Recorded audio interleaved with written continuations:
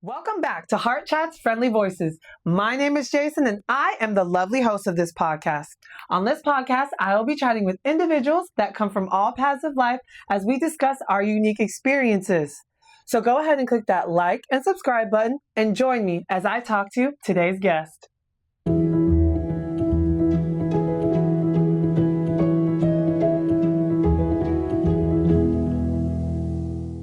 I am super excited about today's guest. She's a singer, she's a dancer, she's very insightful, she's been through struggle, but she has risen to the top. Welcome, my friend, Lee. Thank you for being here. Thank you for having me. Yes, absolutely. I'm so happy that you're here. I'm so happy to chat with you. Like, I know. when I was making the list of people that I wanted to chat with, you were immediately on that list. Like, the amount of conversations we've had and the amount of like growth that you've shared with me and that I've seen like just in action, I was like, I gotta talk to them. I was very honored when I got your message. I was like, oh, because you were like, I have something to share. And I was like, oh my gosh. And honestly, I was a little scared that you were going to ask me to dance. And I was like, my body is not prepared. But I was like, I don't have the heart to say no. Yeah. And so I was like in this anticipation of like, okay, you need to like, I don't know, like just Do it. figure it out. I thought that it was going to be a practice for me to like, okay, this is a practice where you can like advocate for your body and be like, so I'm gonna modify like this, Yes. and like I'm gonna turn on the left instead of the right. But then when I got your message, you were like, I just want to chat. I was like, oh, Well, I'm happy to have you. thank you. You are such a light, and I can't wait to hear what you share. But before you share, why don't you tell us a little bit about where you're from? What was your childhood like? Who is Lee? So I was born here in Nashville, Tennessee. You're a native? I am a Nashville native. I'm a unicorn. Yeah. You are. In so many ways. But yes. Born in Nashville. My dad is from Columbia, Tennessee. So that whole side of the family is right here in Murray County. Wow. My mom grew up in Alabama, Yeah. in Bessemer, which is a little bit, I guess the closest like known city town is Selma. Yeah.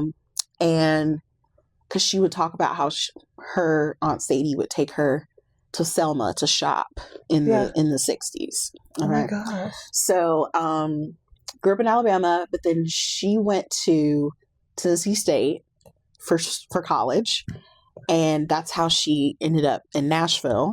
And then my dad, he moved to Cleveland, Ohio. He was in the military, and then he came down to Nashville to go to nursing school at TSU. Wow. So they were at TSU at different times.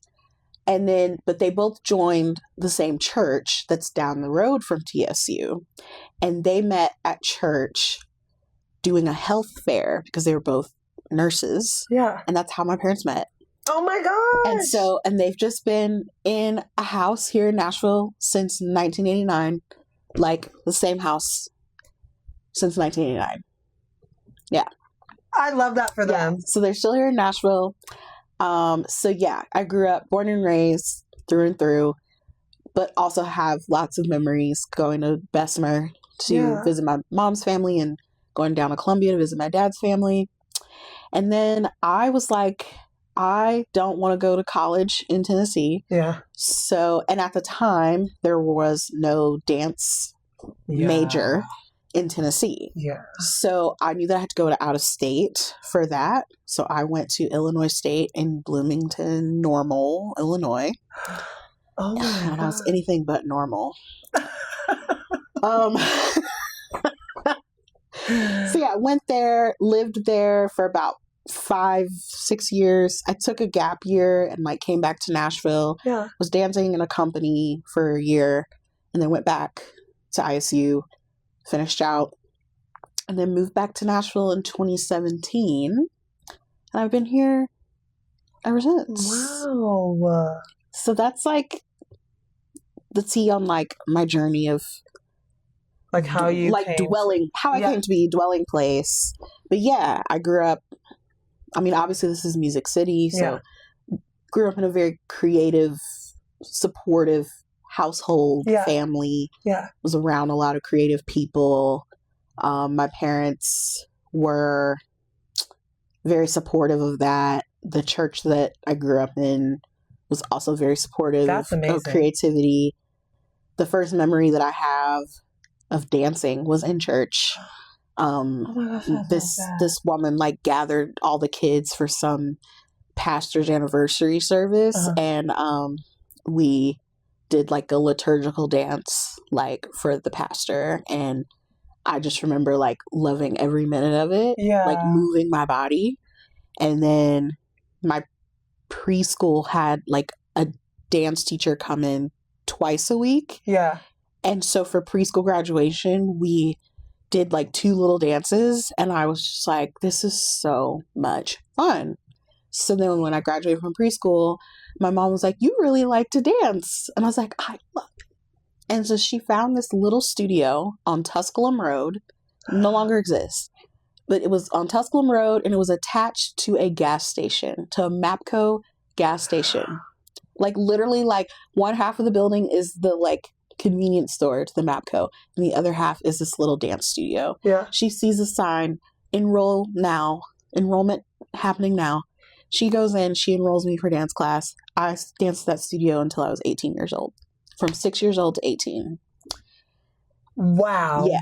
And it's like this little hidden gem, like just beautiful. I And love that for you. yeah. So she signed me up for dance classes, and it was like the first maybe 3 or 4 years, she'd be like, do you want to like do it again? Do you want to go back? And Yeah. and then it got to a point where it was just automatic. Like we'd get a thing in the mail, like it's time to enroll again. And she's like, hey, we have to go, enroll for class. Like, Right. what time do you want to go? It was not Absolutely, yeah. even a question of like, are You're- you, You're like, I'm going. it's like, and it was more of a question of like, how many classes do you want to take this year, and what's in the budget for us? Right. No, for sure. So expensive. Yeah. At the time, comparatively to what I see now, like very cheap, very Yes. cheap, very blessed. Oh, 100%. Because it's such a humble little studio, but I honestly got some of the best dance education Yeah. from such a tiny little place. Yeah. And I think now that building is a barbershop. I think I drove past it recently, and it is like half gas station, half barbershop. So Oh my gosh. Yeah. Wow. Yeah. You are a singer and a dancer. mhm. Did you find those? Did they find you? And what do you think they've done for you? I think a little bit of both. Yeah. I think I found them and they found me Yeah. simultaneously Yeah. at the right time. Yeah. And in a lot of ways, they've both saved my life and given purpose, Yeah. and also has hindered my life Yes. in a lot of ways. I resonate with that so much. I have a feeling that you resonate with that a lot, I really do. especially as a dancer, because there's something about the culture of dance in the West, Yes. like any form of concert dance, where it is so all-consuming. Yes. It's almost like a cult. Yeah. It really is. I want to say I love everyone that has come into my life Yeah. through dance. No, for sure. For sure. All of the people that I've trained with, Absolutely. the people that I've danced with professionally. But like there were a lot of days where I was like, I knew that it was time to take a step back when I would wake up on the mornings of rehearsals and hope to have a fever. Hope to not be able to go Hope in. to like be ill. Yeah. And then and I'm talking like I need to take my temp and it needs to be 105. Because a little sniffle, you can come in. like, no, I need to be contagious, right? But I didn't want to be injured because I wanted to still have access to an agency of my body. I resonate with But you it's so like much. I would wake up and be like, "You're not sick. We have to go." Yeah. Except for me, it was like, it wasn't that I wanted to be like sick or hurt. Like, I was just like, I just hope they like don't do my cast, or I hope they like, we leave early. Mhm. You know what I mean? That too. And I would have to muster up like every ounce of whatever juice I had in me to the point where I just could not anymore. Yeah. How do you feel like it saved you? Well, it saved me many times. I think because it provided me a place of belonging and community. Yeah, same. It provided me with foundation and training to be aware of my body. Yes. Discipline. And not just with discipline in the sense of like, I can do the thing, but like learning how to be reliable, how to be dependable, how to adapt quickly. Very quickly. Adapting to change. Yes. Being able to think on the fly, to think critically. Yeah. To have a sense of discernment and awareness of like, okay, what do we do? Okay. I love it. To be able to assess a situation, those are life-saving skills. I love you. I'm so serious because like, I feel the same way. Yeah. You know? Like and, it's and also just like perseverance. Yes. And resiliency and endurance. I noticed that about myself with the work that I do now. Yeah. Where I notice other people around me, they're like, I don't, and I'm like, once I'm like in a flow, I'm like, I can't stop until I like accomplish this thing. Yes. And even though I am feeling tired and fatigued, and it's like, I know how to push just enough. Yes. Like just push a little bit to get to where we need to be instead of just crashing out and falling through the cracks. Right.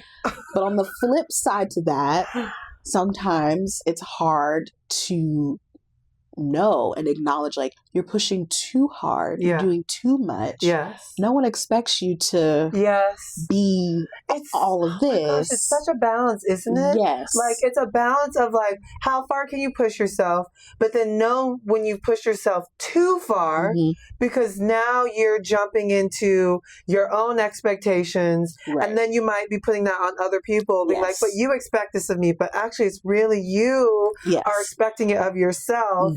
And now you're like, no, it's you, but it's So but it's also just been very life-saving and affirming in the sense of like any type of creative work endeavor invites us to reflect on ourselves, the world around us. It has taught me, to develop, just to sharpen empathy and compassion for other people, to know how to like talk to people who are different from you and to like collaborate and work together, to have the capacity to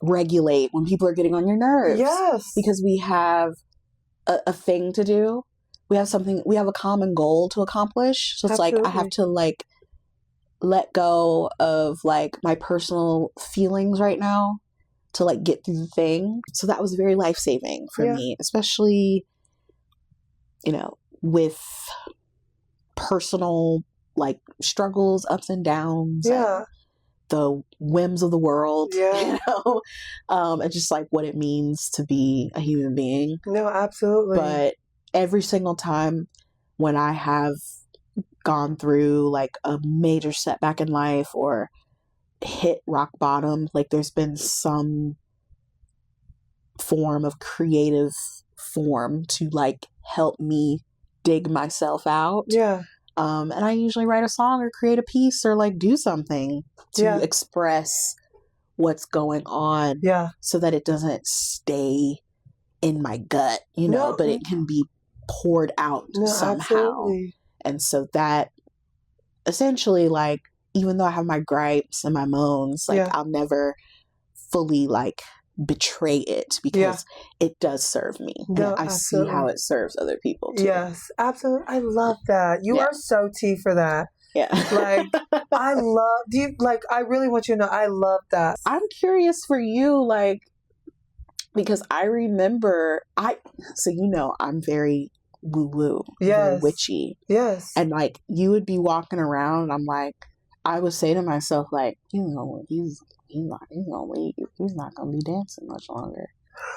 I would just say that to myself. And I never say it to you. Because it's like, I'm not trying to sway like your life. But we had conversations about it too. And then I would just be like, you would just say little things where I'm like, that's what I used to say. I would say stuff like that when I was getting ready to like leave, you know, or like shift. Yeah. And I sensed your shifting. Yeah. And like you were like trying to break. When did you know that you were like, it's time for me to make a shift and a change? Yeah. So I remember going back for my 5th season with the company that I was at. And I was excited. I was pumped. But at the same time, there was like, I don't want to say doubt. I was excited to go back and I was really happy. But there was something that was like, I don't know though. Mm-hmm. And so I remember in October, we finished our first show and then we go on a break. And I remember after that show, I was just like, I really don't know if I want to continue dancing professionally. Like, I really don't know if I want to do that. Mm-hmm. And so I didn't talk to anyone. I didn't say anything. Because we had 2 weeks off. Mm-hmm. So for 2.5 weeks, I didn't say anything. I got up at 5 a.m. I have a meditation room. I go right in there. I would sit in there for hours. Mm-hmm. I was sitting there for hours, go to the gym, come back home. I was eating really well. I was resting, you know? And so I did that for 2 weeks, literally just that. And then one day I finished my meditation. I opened my eyes and I kid you not, like I heard this voice and it wasn't in my head. It was like in my heart, like, and it was like, you don't want to do this anymore. And you know you don't. Like, you know you don't want to do this. And I was like, and as soon as I accepted that, I felt so free. Yeah. Like, I was like, wait, yeah, like, I don't. Like, I really don't. And so I realized, like, I wanted to go see my family more. I wanted to go see the world more. I wanted to, because of how I was treating dance, I knew I wanted to take a step back and grow. Like, I did the thing. I danced professionally for 10 years. Yeah. I got to do really cool ballets. Like, I got to do ballets like that were choreographed by Justin Peck, Penny Saunders, Danny Rowe. Like, I got to do all those amazing things, Edward Liang, like all that stuff. And I was really happy about that. And I came to a place where I was like, I'm proud of that. Like, I'm really proud of that. And I'm ready to grow. Yeah. Like, I'm really ready to grow as a human being because I'm stopping myself because I'm going into the room. I have these narratives about the business, about the room, about people. And I was like, you know what? Enough with them. Yeah. Enough with them. Jason, you pick up your garbage and it's time to throw it out. Like, and so I stepped away and I kid you not, I've never regretted a day since, like, ever. Like, I was like, this is so tea. And I mean, because on the surface, it's like anyone could see that you love dance. Yeah. I've seen you dance. Like, you're very talented. Thank you. Very gifted. And like a joy to watch. Thank you. And I see you and I'm like, oh, I'm sure he's such a joy in rehearsal. Yeah. Like, you're probably a choreographer's dream. Seriously. And like a choreographer's dream, because gifted dancer, but also just very kind person, very giving person. You know, we all have the tales of people who are like so talented, but like you're like, holding your breath the whole time because you're like, are they going to say that thing?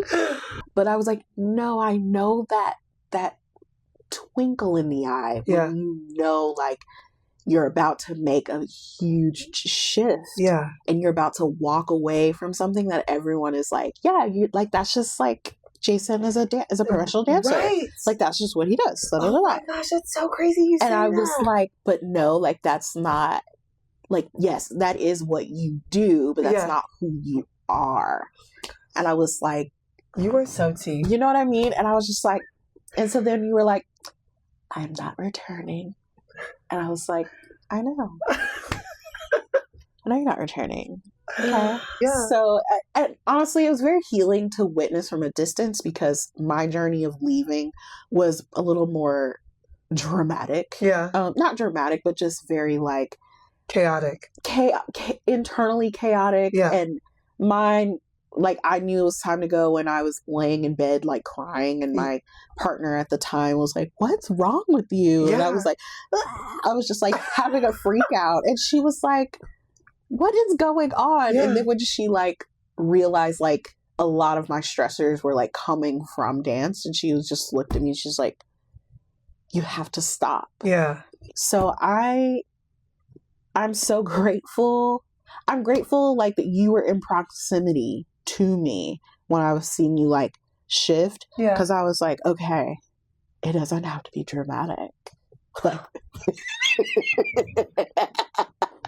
we could just sit and accept that this is what it is what it is. Absolutely. So you have been open about struggling mentally, about finding yourself again and finding that joy to live. Yes.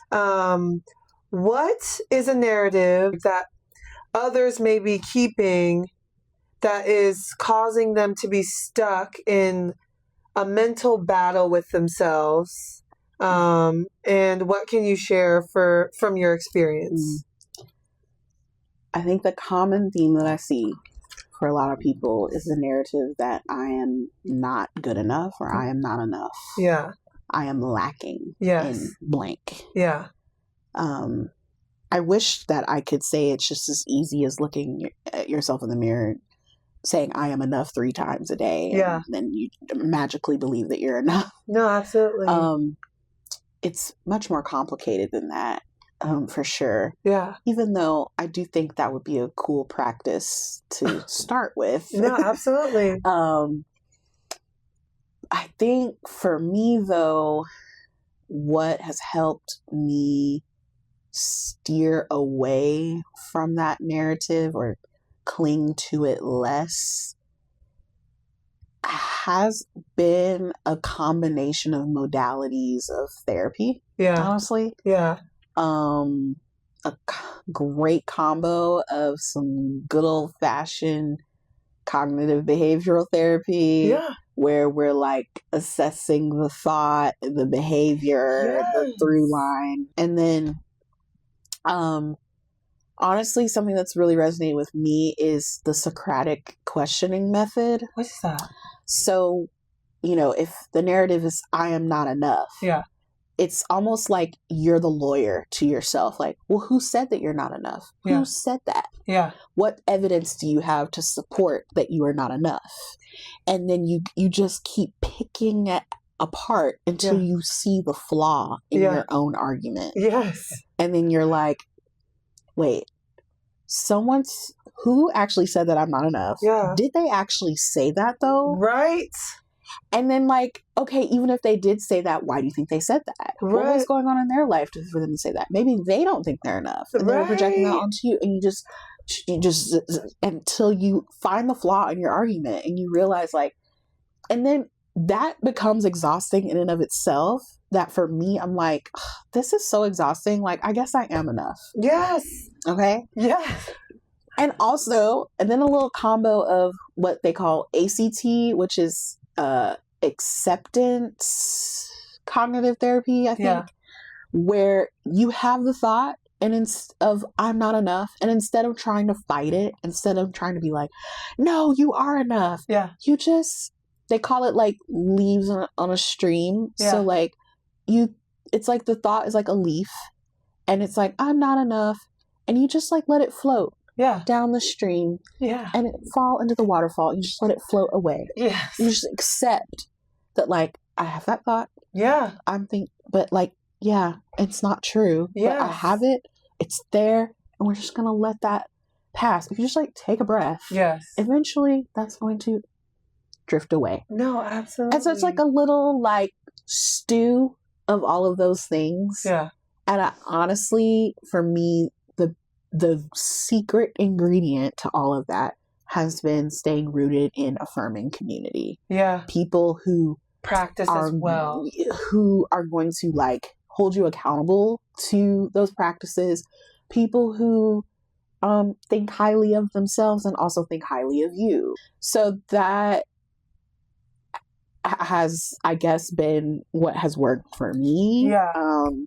No, I love Yeah. that. The Mhm. Socratic method, it reminds me of, I don't know if you've heard of Katie Byron. She has a 4-question, it's like 4 questions, and then at the end you turn it around. So it's like, if the thought is, I am not enough, Mhm. you ask yourself the first question, is it true? And then if Oh, you say yes, then you have to ask yourself the second question, can you know it's absolutely true that you're not enough? And then you ask yourself the third question, what does it feel like when you think that thought or when you believe that thought? And then the fourth question, who would you be without the thought? And then you turn it around. And one of the turnarounds is, I am enough. And then you actually find examples of how you are. Mhm. The second thing I want to say is, I honestly, like, I loved that you just shared that, but also that I was like witness to like seeing you like just progress. And honestly, I feel like it was so quick. It's like our dance training. When you receive a correction, now your goal is to apply the correction as quickly as possible. No, absolutely. And You so know? it was so crazy because I feel like I saw you just like sail. Like you were just like, I'm like, I have to get better. Like I have to get better. I want to live. Like it was there. Like, and now you're just like, you're so happy and you're so joyful. And every time I see you, like you smile and I'm like, she has the most beautiful smile. I feel like I'm in a place now where I'm not shackled to like these expectations. And it's been very freeing to be able to say yes to things when it feels right to say yes. And like now I feel like things just kind of come my way when the universe knows that I'm ready to like do it. And therefore I'm like actually doing things that I'm excited about, that I'm actually passionate about, and not like I'm doing this because I feel obligated to. And therefore the end result is much more fulfilling. And then it's like, okay, well, I did that residency, and you know, of course, it's natural for people to be like, "What's next?" Right? It's like, I don't know. Like, slow that brain down. It's like I did that, and now I'm gonna like live my life because that's how we develop content, right? Right. So loved ones. You share a lot about your partner, and like how much you guys appreciate each other. What do you think makes intimate relationships excel or thrive? Honesty. Obviously. I literally was just, but like not just like, honesty is like a given, but I think there's like a sense of like radical honesty. Yes. Where like you have to be honest with yourself first. Yes. And so that you can be honest with the other person. No, absolutely. But it really is like, for me, something that has been so crucial is like whenever I am feeling a certain emotion, because me and Noah, like, I feel like we have like the most amazing relationship. Like he makes me laugh. Like I can tell you, I have such a different perspective of what real love is. And like getting there though was like, you really have to show up in a way that is like, yes, you're having this emotion, but you can't just it's your fault that I'm feeling this way. Right. You know what I mean? Like, you really have to pull up in a way where you're like, let me sit down. Mm-hmm. I'm frustrated. Why am I frustrated? What am I telling myself about what is happening outside of me that is causing me to be upset? Right. What am I telling myself that I think that I'm not getting from the outside that's causing me to be upset? Is it something that I can give myself? You know what I mean? And oftentimes, 100% of the time, it is something that, you know what I mean, that you can't give yourself. For example, like if you're wanting your partner to be accountable, right? But you're not communicating your emotions, you're not being accountable. So how do you expect them to be accountable? So it's like, okay, let me be accountable for my emotions. I'm not communicating. Therefore, I'm getting upset. I'm getting frustrated. Let me sit down. Let me organize my thoughts. Let me organize my words, and let me communicate this to my partner who I want to share my life with. You know, and it brings this higher level of respect of like, you see that this is another human being that you are saying that you want to spend your life with. And then they pull up so differently. Like it's those things when you can really just pull up and not do it in like a petty or, you know, like passive aggressive way. Just, to be kind and direct. And be like, hey, like, human being. This is what I need. Yeah, totally. That I love that you say that. Like, we have to be accountable to ourselves before we can expect our partners to be accountable. Friendships. What do you think makes friendships go sour?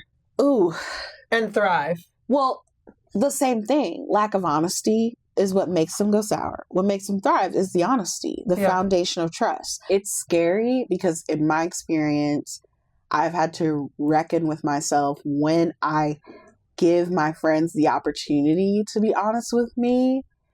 It takes me back to my inner child where my inner child is like, I'm in trouble. I did a bad thing. Therefore, I'm a bad person. Like you go into that shell of a narrative, right? Where you feel like you're being reprimanded and you're being put on blast. You're being embarrassed. You ever been in a dance class and a teacher calls you out and everyone's looking at you like, and you're like,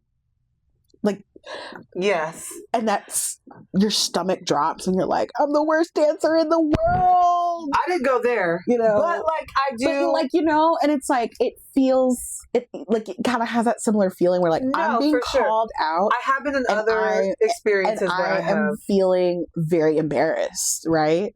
And so I think people are just like, they want to just like skirt the surface because no one wants to like feel like, oh my gosh, like we don't really want to like feel seen, you know, like really see all of me.